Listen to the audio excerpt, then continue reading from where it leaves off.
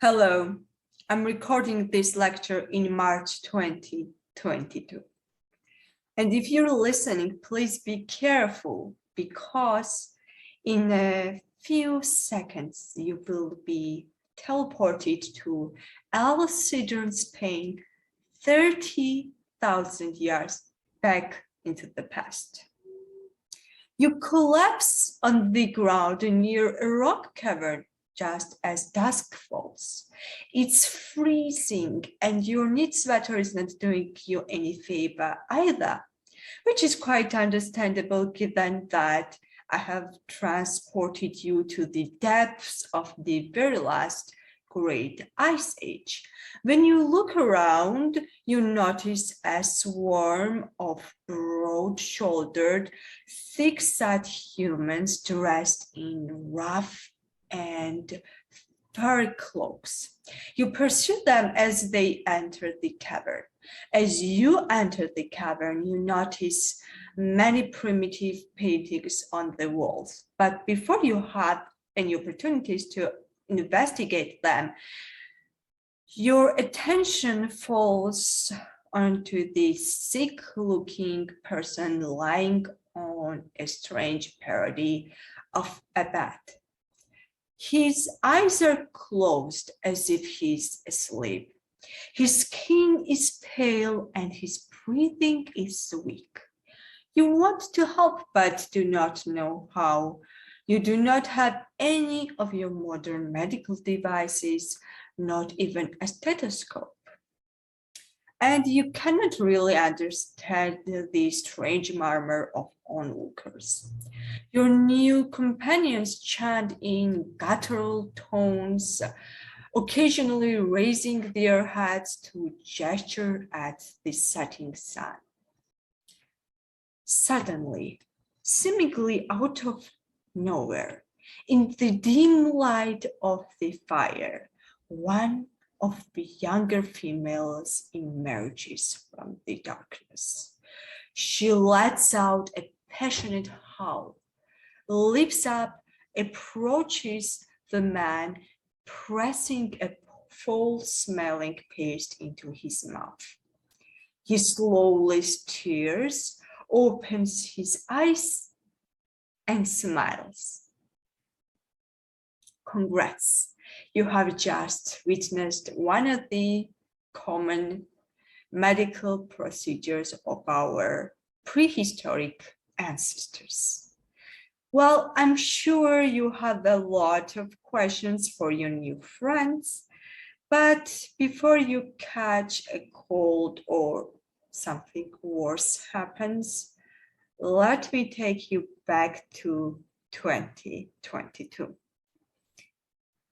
Well, sure, I do not really have time traveling abilities or, just between us, any other supernatural abilities, but I, Mary Jaliashvili, your lecturer and your colleague, am completely confident that by teaching you medical history, I will help you to nurture your imagination and your logical reasoning skills, and that you will fall in love with history of medicine just as much as I have, or even more.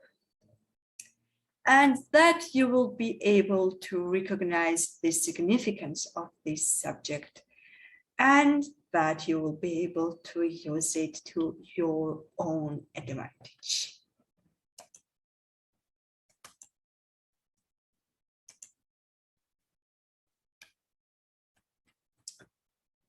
So, why should we study medical history?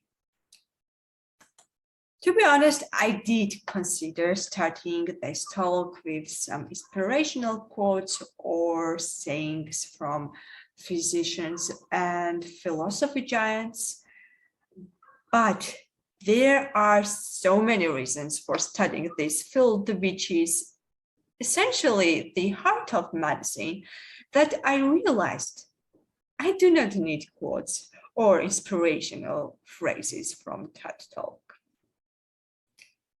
Well, one reason to study medical history is that it can help to improve your understanding of history in general. I think you will agree with me that illness, suffering, pain, and medicine all have a huge impact on entire societies and countries.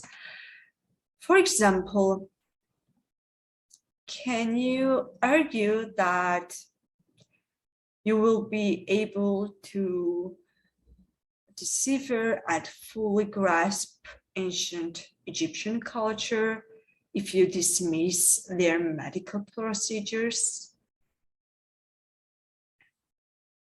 I don't think so. I don't think there are arguments for that position.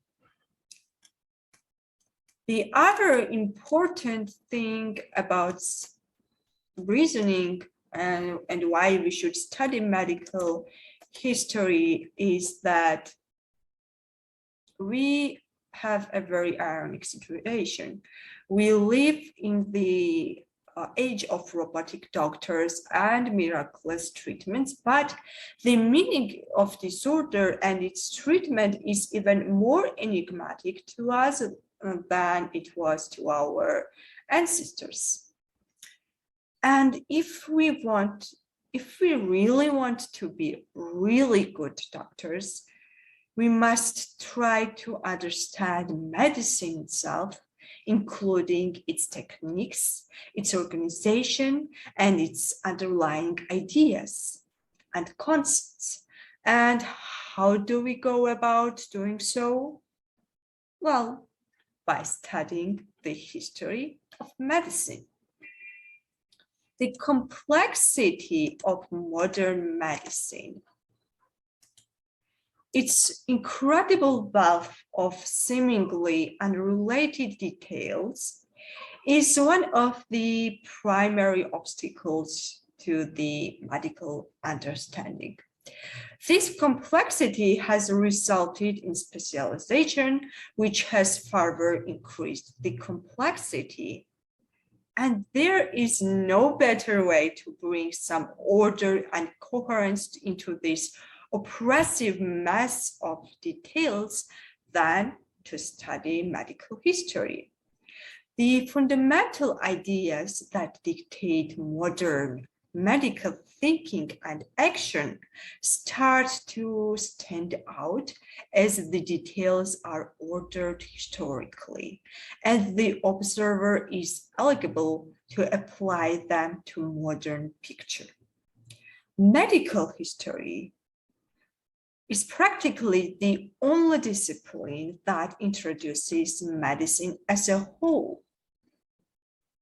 This is why it's one of the most valuable remedies to certain mental attitudes that arise as a result of unavoidable specialization, which is actually about which medical men rightfully complain.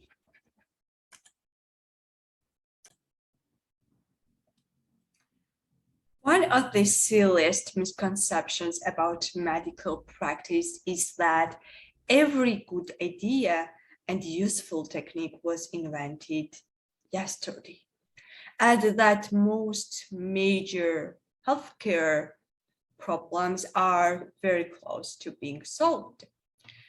This widespread lack of real understanding is reflected in the ongoing use of such expressions, such as miracle drug or miraculous operation, thus highlighting the fact that many of us at our core believe that we are surrounded by a magical universe, just as our Stone Age or even medieval preceders did. Medicine loses its miraculous quality in historical perspective.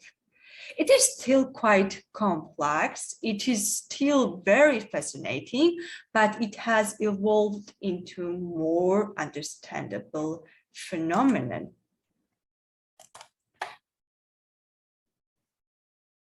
I remember a lot of complaints from my student days. When I was a student and I studied medical history with my fellow group mates and my colleagues, I have frequently heard the complaint that medical history is nothing but old theories. Well, now that I am a lecturer, I hear this few times a day. So I want you to pause for a minute and consider whether we can say that modern medicine is not based on theories at all. Can we do it? Not really. Our medicine is based, it is founded on certain fundamental philosophical assumptions and scientific theories, though it might not express them as clearly as its forefathers. Also, theories of today will be obsolete by tomorrow. Perhaps 50 years from now, the theory and the devastating reality that rabies cannot be cured but just prevented will be laughed at. Maybe, but we cannot be sure about that. We just have our reality and the theories that support this reality. Also, one of the very important thing is that we, as physicians, often forget that when we treat patient, we are not just treating one simple condition and one specific infectious agent. We sometimes fail to recognize that disease is more than a person's psychological and physiological breakdown. Powerful social factors actually influence whether or not people become ill, as well as how and with what kind of results they are treated. On the other hand, a doctor's education, his or her social status and specialization are all affected by the social factors and society in which he or she lives. Medical history is forced to deal with this social background of medicine, and it is kind of eye-opening to these social factors without which medicine and disorders cannot be properly understood. One of the key discussion topics is in medicine is how we should study medicine as a whole. What is the best way to study and practice medicine? Our ancient procedures studied and practiced medicine with trial and error method of daily practice. And true, knowledge can be acquired through trial and error method of practice, but there are so many drawbacks.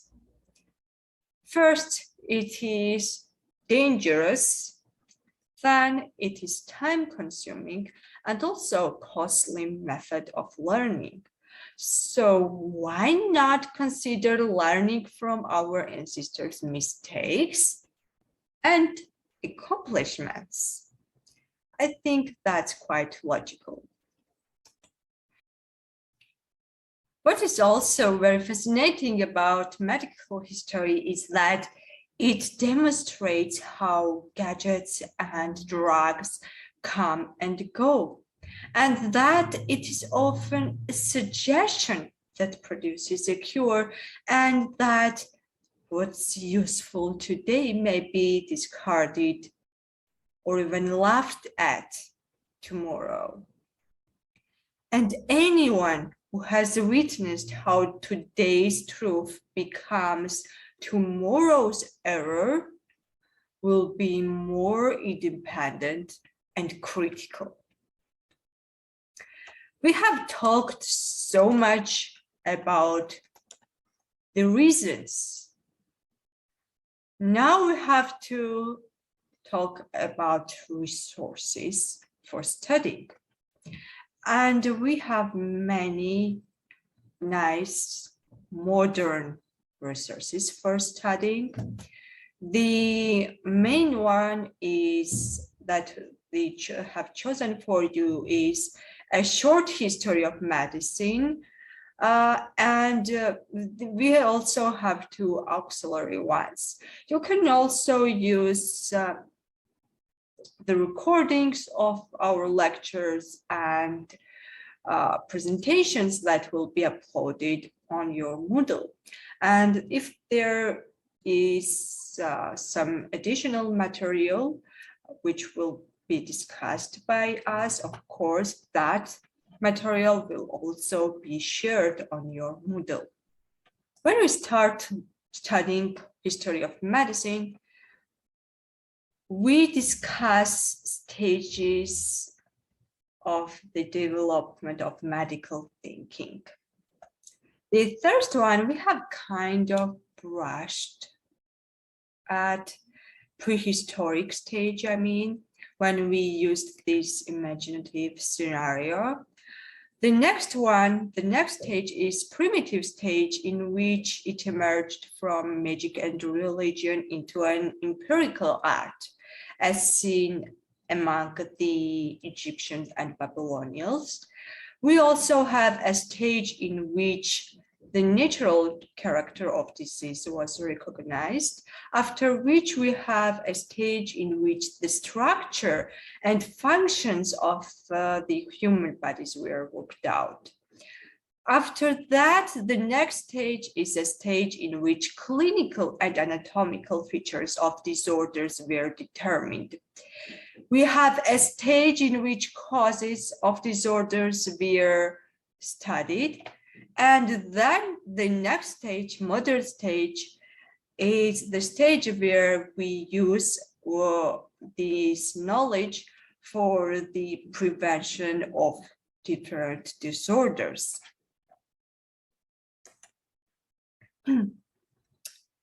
How do we study medicine of prehistoric ancestors? Well, there is no written record of the earliest prehistoric people, their illnesses or medical treatments. However, information pieced together from this time period, from this time frame by scientists and historians, provide a basic understanding of our prehistoric procedures, health, and lifestyles.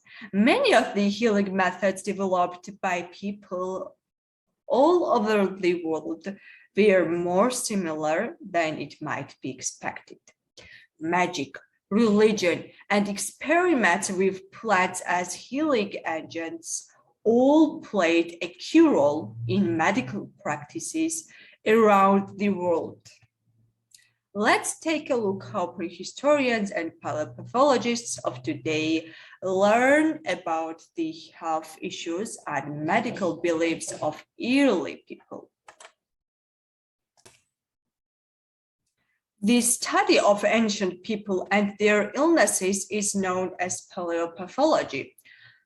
Although the focus of this science is on old and dusty specimens, the field itself is brimming with new discoveries.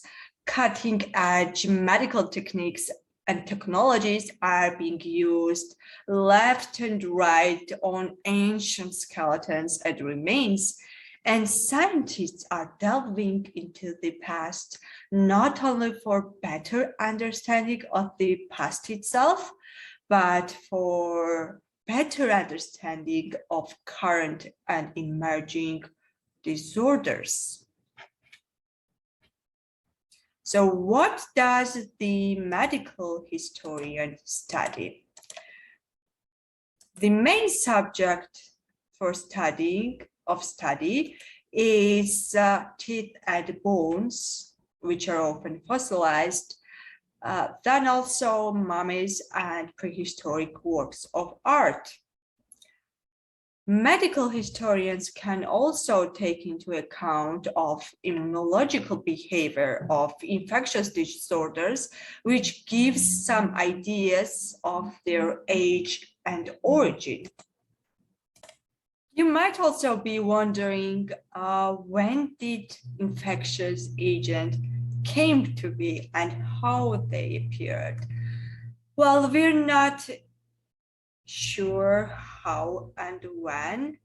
There are many different theories about oldest infectious agents. One of the key ones belongs to Charles Nicholl. So he believed that the oldest infectious agent was gram-positive bacteria, beef spores. The next one, based on the age, was gram-positive bacteria without spores. The next one, gram-negative bacteria, and he believed that viruses were the youngest infectious agents. We have already said that medical historians study fossils. So what do fossils of reptiles and mammals reveal? Are there some differences, major differences, or overlaps? Well, the findings are practically the same. Fractures, osteoarthritis, infectious bone disorders, tumors, and other conditions. One of the earliest pathological bones that had been studied were the bones of cave bears of Pleistocene epoch. And this is very interesting because first, the scientists thought that it revealed striking evidence of arthritis, osteoarthritis, and as a result, this disease in prehistoric animals had been dubbed cave gout. This is a misnomer because osteoarthritis can be found in humans and animals who live in the driest and hottest parts of the world, and not just in humid caves. Virchow, a German pathologist about which we will definitely learn a lot, was among the first ones to describe cave gout in bears, and he emphasized the fact that some of their tibiae, some of these bones showed the changes that they are more commonly associated with syphilis, which was found in the bones of pre-Columbian American Indians.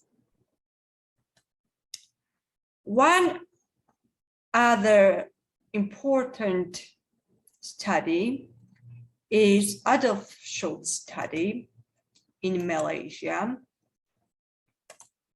He actually killed and dissected a whole colony of gibbons.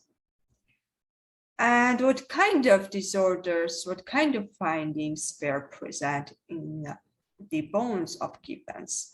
Very high percentage of fractures, arthritis, and osteitis, but also 90% of gibbons suffered from filariasis, 10% suffered from malaria, and 40% from some kind of trypanosomiasis, as well as other disorders. Man appears to have been a prime target of disorder since he emerged from simian darkness 500,000 years ago. Du Bois' Pithecanthropus, which was discovered in Java in 1891, was the oldest known early human specimen for decades. It showed large exostosis, morbid bony growth on the femur. The Neanderthals, the next oldest group of early men found throughout the Europe, Africa, and the Near East, also reveal clear evidence of arthritis and traumatism. What do we study besides the fossils? We also study art. The enormously fat females represented in the earliest works of Paleolithic art are ironically called Venuses, and they might have been pathological specimens.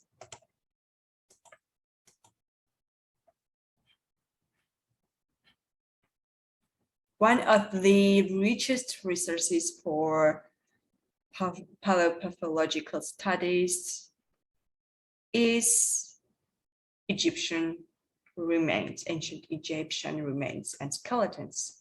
So what does the Egyptian skeleton reveal? There are many changes that are characteristic for inflammatory disorders. Very important finding that appeared in these Egyptian skeletons is tuberculosis of hip joint and vertebral column.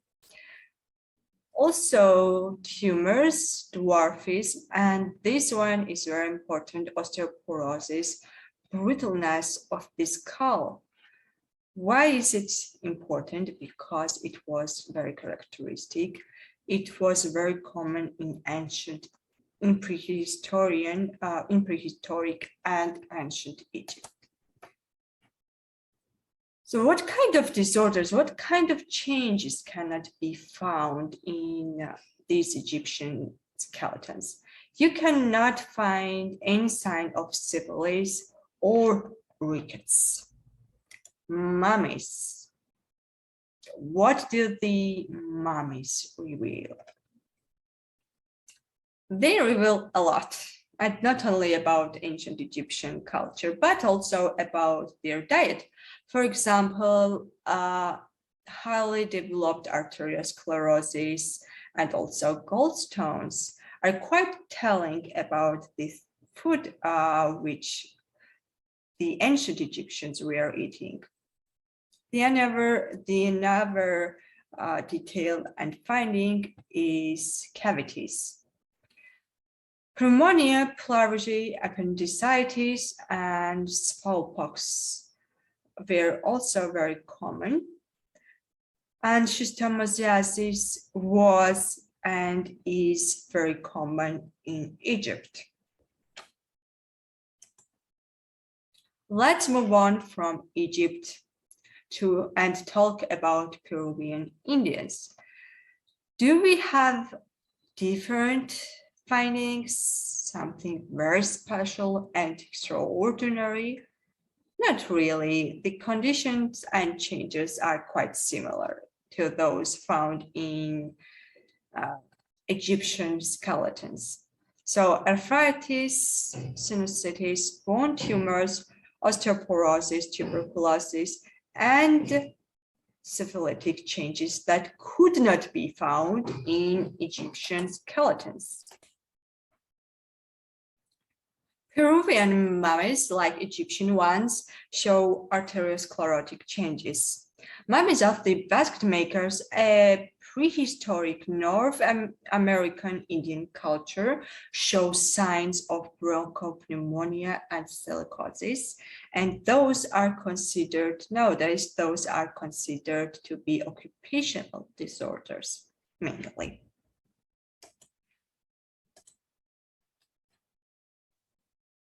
I think it's enough of ancient man's pathology.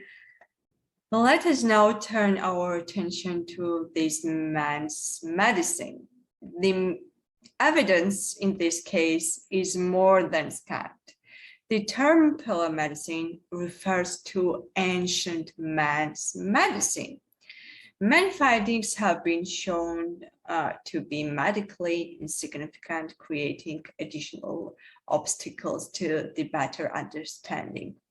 For example, the finger amputations depicted on cavern walls are most likely to be religious in nature, and thus finger amputations are less likely to be based on actual medical problem and actual medical diagnosis.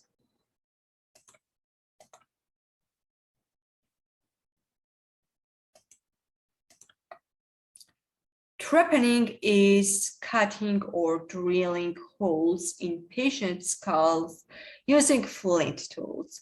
This treatment is the oldest known surgical procedure, and it may have been intended to relieve pressure caused by depressed skull fractures or to treat seizures or mental health disorders, or to release evil spirits from the patient's head. The meaning of this very daring operation is still unclear. There is still a huge debate. Both sides have many arguments and counter-arguments, and I do not really expect that this debate will be over in next few years. Let's move on to primitive medicine. What is primitive medicine and how is it different from color medicine? Primitive medicine is medicine that is used by modern savages. Primitive societies change at a much slower rate than more dynamic civilizations. As a result, it is reasonable to assume that they have retained many characteristics of their prehistoric forefathers in the fields such as medicine and others. The causes of disease and illness are assumed to be magical, religious, or supernaturalistic in those societies. The majority of disorders are sent by ghosts, spirits, or gods who are offended by violation of a taboo. In other cases, this disorder may be caused by a sorcerer, a mortal who has supernatural power. Such a man might have been hired to send the disease, or he might have sent it because the patient or his or her family has offended him in any way. And they have medicine men, not scientific doctors, but sort of magicians. Those are the most important, most prominent figures in these societies. There is even a specialization among them. If the patient is thought to be ill because he is possessed by a ghost, the medicine man should be able to drive unwanted visitor away.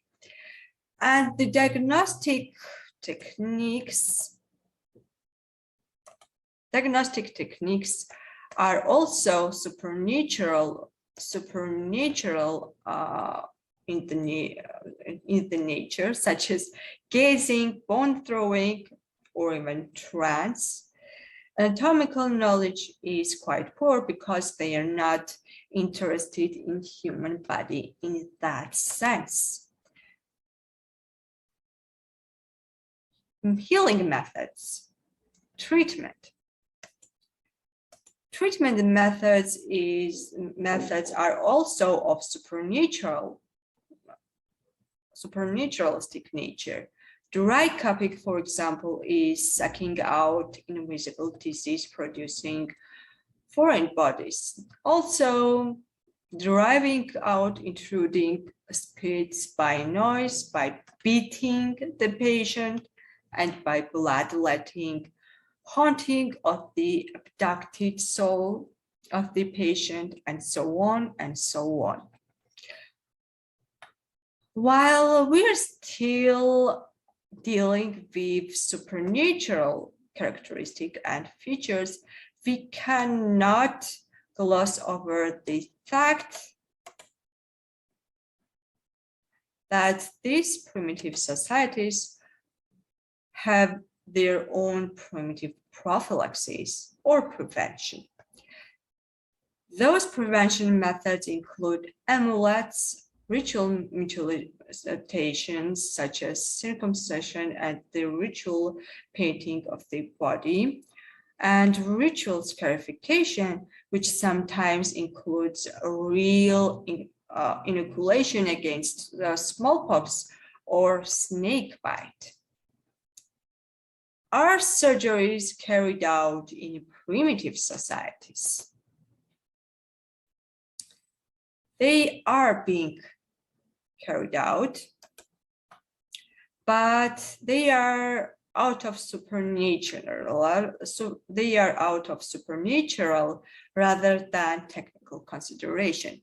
It is quite ironic that this man can do, that this man can provide amputations to remove evil spirits, but they do not do so for infected and mangled limb.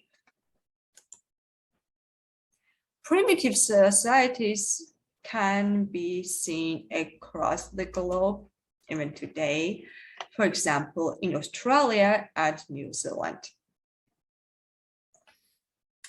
So, what is empiric medicine?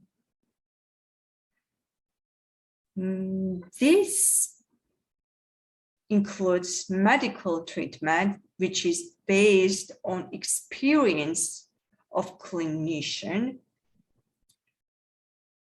and where theories are mostly ignored and only practical results are considered. It appeared in the era of ancient Greece theories of etiology, pathogenic mechanisms, and in this environment where the mainstream medicine was unscientific, this was a new school of thought.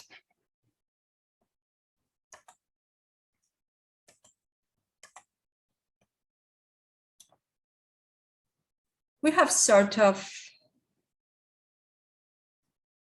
moved on to ancient world. And the next step is we have to discuss or talk about few disorders which we are present in ancient world. And we will discuss those epidemics and pandemics in detail based on the stages, based on the eras of medical history. But the key ones that were present even in ancient world are poliomyelitis, for example, in ancient Greece, typhoid fever, also in ancient Greece, cholera, for example, in London, and we will talk about Jon Snow and not about that Jon Snow. The other ancient disorders are smallpox and measles. Tuberculosis was present during the whole stages of medical history, and so was plague, and we will talk about epidemics of plague. Rabies is also very ancient disorder and not as modern one as we might have expected. Because there were many types of disorders that were present in ancient world, there had to be different types of treatment methods and different places where these patients would be treated.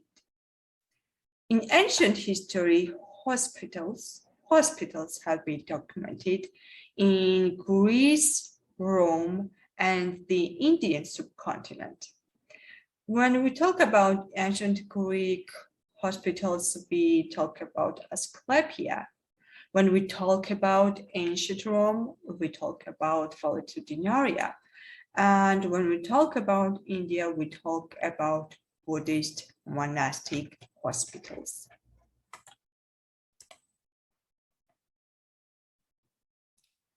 I want to conclude this lecture with a question on which I would definitely love to hear your answers. If you were to show up on the pages of medical history books in the future, how would you be glad to be recognized as? Thank you for your attention and see you on your seminars. Goodbye.